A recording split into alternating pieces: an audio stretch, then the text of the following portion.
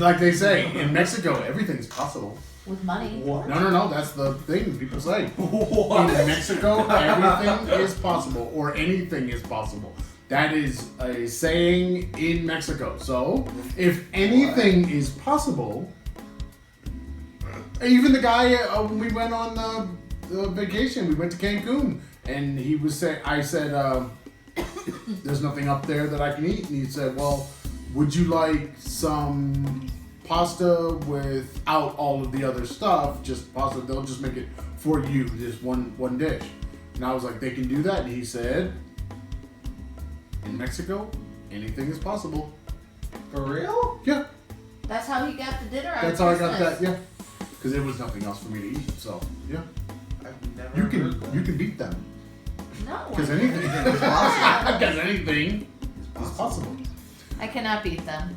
I don't like, I mean, Pull a we've Thailand, talked about this you so get many used times. to it. I think that having clearly defined set of rules, following those rules, and sticking to whatever it is you need to stick to as a parent for your child, and then when the child gets old enough to go to school, and then they have to have the clear set of rules that, it's just, everybody has to have that. It's not until they get older and they find out, oh, everybody's been lying to me and nobody needed to follow these rules from the beginning. Right. Which is what I saw in the last school. It didn't matter. There were no rules. They told everybody there were rules, and then when anybody butted up against them or came close to it or crossed over, then it just all went out the window and nobody cared. So, Right. Well, that's like the gum thing. Yesterday, one of the teachers says, "Why are these parents still sending gum in the kids' lunch boxes or in their backpacks?" And I said, "What's the big deal? It's just gum." She's like, "No, they can't choose gum in the classroom." And I'm like, "But why? It's not a rule, is it?" And she's like, "No, I don't like gum in the classroom." I said, that's your thing. Mm-hmm. And now you're pushing it off on 25 other people. Wasn't that a rule at the Discovery Center? I don't think so. I don't know. It could have been the teacher, but we would always sneak gum in. I don't understand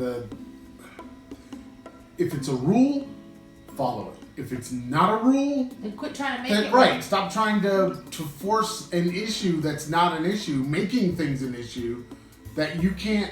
You're never going to be able to enforce with the backing of the school. So just stop. And I said to her, if you don't like it, then you need to work on changing the rule. Right, and I said to her, I have no problem with the kids chewing gum in my classroom. And she's like, what?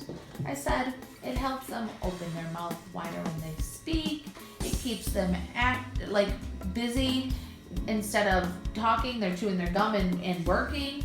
I'm like, the most important thing is to teach them how to do it respectfully and so that they're not pulling it out of their mouth and they're not blowing big bubbles, which 5-year-olds don't blow bubbles usually, but they like to play with it so it doesn't get in their hands or on their hair or on the desk, and to put it in a piece of paper when they throw it in the garbage so it doesn't stick to the garbage can.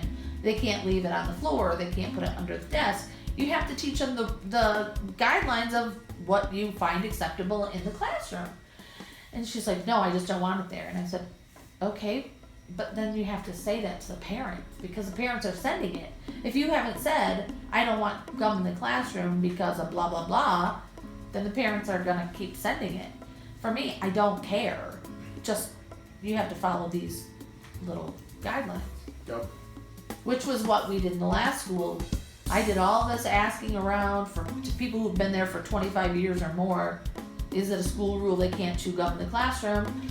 And they said, no, but we don't allow gum in the classroom. I'm like, but it's not in the rule book. And she's like, no. And I said, then why can't they have it? And she didn't have an answer.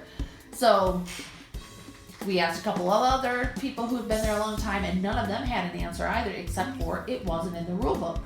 So in my classroom, we came up with class guidelines of how to chew gum in the classroom, what was acceptable, what was unacceptable. It's a stupid thing. Just if you need it to be a rule in your Space. place of business, if you need it to be a rule, make the rule. But don't sit around acting like there's a rule when there is no rule, but you want people to modify their behavior around what you want. Right. It's like, no, that's not how that works. You either make a rule or don't make a rule. You know, you make it clear. And that lack of clarity, that's what permeates all of the other things, especially what I've seen here in Mexico in the schools. Yeah. That's what gets into every single moment. So you go out and you have recess duty, but nobody's ever told you what kids can and can't do because they don't want to piss off the kids and tell them that they can't do something. But while you're watching them have highly dangerous behavior like eating and running, you can't stop them. Yeah. Because nobody has ever even thought about the idea that they shouldn't eat and run. And it's just, I think that is why people like coming to Mexico. People like coming to work in Mexico because their lack of rules. So that means anything can happen, you know, and then it doesn't really matter. There are no real rules. To me, I keep likening it to what we think of as the Wild Wild West. Yeah. It's just anything can happen. No, And we don't have that. I don't like that at all. We don't have that at our school. Our school is very, okay, this is what the kids. You're gonna go on recess duty every third Monday or every second Monday, and this is what they're allowed to do. This is what they aren't allowed to do. Please keep an eye on this area because kids fall down. We get a lot of information, a lot of guidance. We don't have it is a totally different world in my environment versus where we were last year, where you were a few weeks ago. It's just totally different. It's more akin to an American environment. We have lots of communication.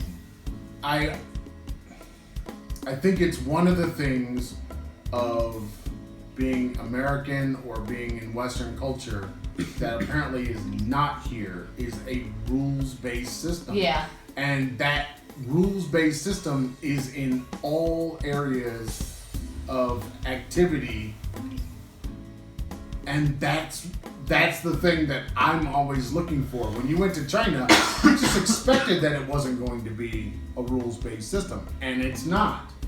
But when you come to Mexico, you would think it's more Western in its way of getting things done, and then you find out, no, it's not. And that's the thing. That's the problem for me that I've noticed is don't sit there and act like you don't give me a big giant book and then say these are the rules. And then when I start reading them, they don't make sense and you're contradicting yourself throughout the one page that you have. And then you're going to tell me that there's rules, but then when I start asking you about them, you have no answers. And they had this rule at my last school. You couldn't come into the building after 8 o'clock or 8:05 or something.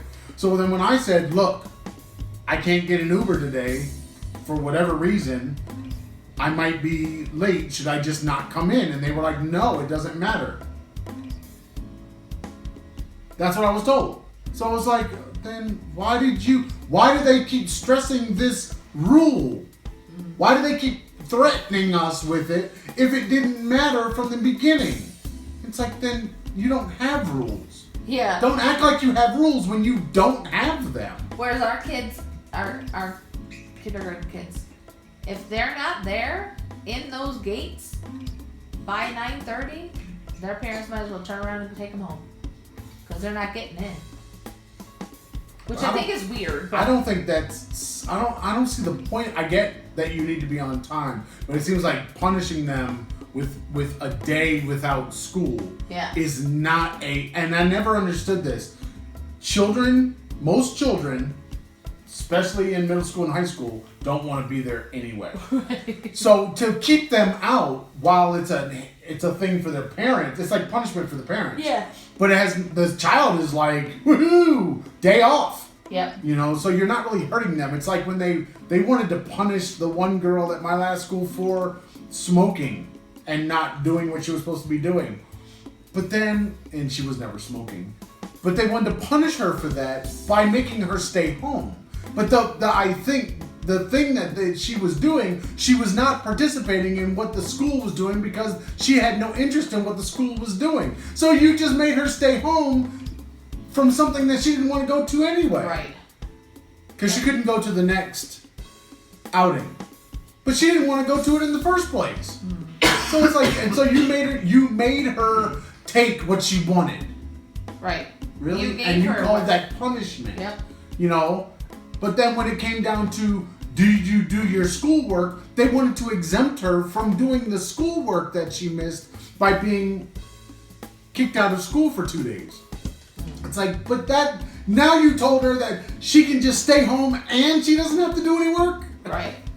Well, your punishment is not going to be effective in forcing the child, because basically what I would have done is she would have gotten more work. Yes. And she would have had to do more work at home while being at home. While the other students that came to school didn't get that work, she now does. Right. That's what you do in order to make sure that being at home is not a stay at home, talk to your friends, and hang out with your boyfriend or whatever. It's not any of those things. Yeah. It's, oh God, now I gotta stay home and I gotta get this extra work done on top of whatever I'm missing at school, because when I get back, I'm gonna have all this other work to do, and yeah, staying home sucks.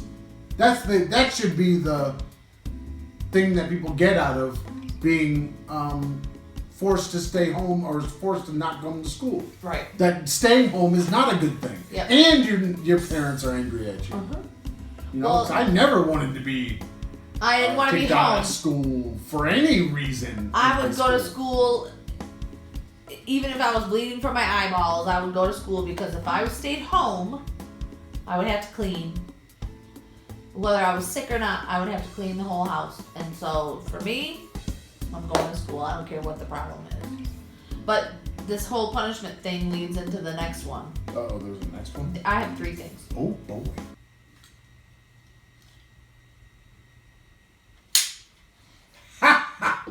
Everybody anticipates that.